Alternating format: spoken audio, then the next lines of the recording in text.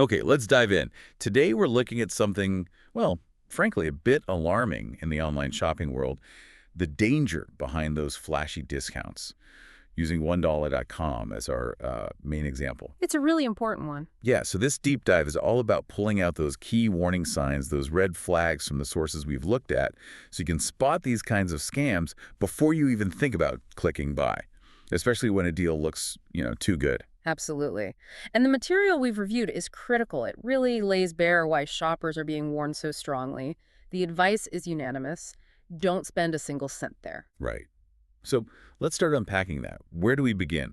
The numbers seem like the obvious place, the trust scores. Exactly. That's the first major signal. We look at site auditors, right? Scamot, they aggregate complaints, check site health.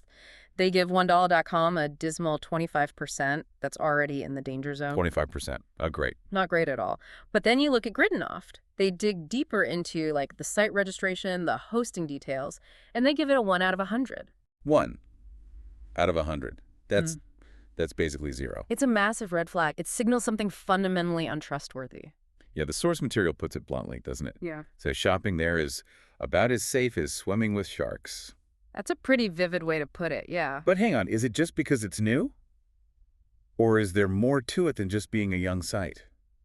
That's a great question. And it points to these foundational structural flaws. I mean, the site is barely a month old. Think about that. Zero history. It suggests it's cheap to set up, maybe designed to be disposable. Disposable. Wow. Like make a quick profit and vanish. Precisely. Operate briefly, grab cash, disappear. And that ties into the ownership issue. Yeah, yes. The owner hiding behind redacted info. Hmm. Can you explain what that really means for someone who hasn't encountered that term? Sure, it means they're actively using privacy services, WHOIS masking, specifically to hide their real name, their address, their legal identity. So they're intentionally making themselves untraceable. Exactly. And when you see that, a vendor deliberately hiding, that is the blinking red warning light. It screams no accountability.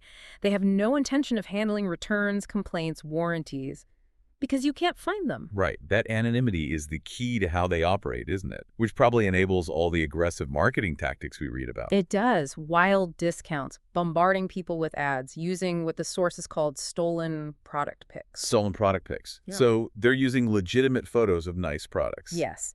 High-quality photos of often expensive items, probably scraped from legitimate sites, to make their unbelievable discounts look plausible.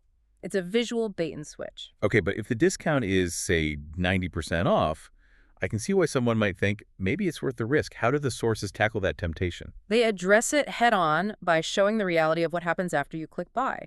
This is where the fantasy meets the harsh consequences. Yeah. The shopper reports are the real aha moment. So what are people actually experiencing? Well, multiple things, none of them good. First, very common, the order just never arrives. Money gone, nothing shows up. Okay, classic scam. Okay. What else? Second, the other bait and switch. You do get something, but it's a cheap knockoff instead. Looks nothing like that fancy photo they used. Right, so you paid for the picture, got junk. Right. Does it get worse? Unfortunately, yes. Some people report getting used or totally different items, stuff they absolutely didn't order, and perhaps the most worrying. Let me guess. Data theft. You got it. Multiple claims suggest shopper data, payment details, contact info stolen and misused right after the purchase. It's not just about the fake product. It's about harvesting your information. Wow. Okay. So bringing this all together, what's the absolute bottom line for anyone listening? It's really straightforward. The sources could not be clearer. Avoid buying from Wondolla.com. Full stop. And if you have bought something, report it. Report it to consumer protection agencies, yeah. Exactly. And the core takeaway here applies way beyond just this one site. Always, always do a quick check. Look for reviews, look for site history before you give them your money. Especially if the deal seems too good to be true, the site is brand new. And the owner is hiding. Treat those signals seriously. Definitely. And building on that redacted info point, here's something to think about next time you see one of those incredible online deals.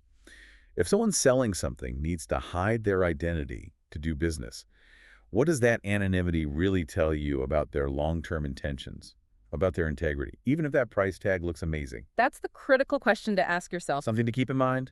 Stay sharp out there, everyone. We'll catch you on the next Deep Dive.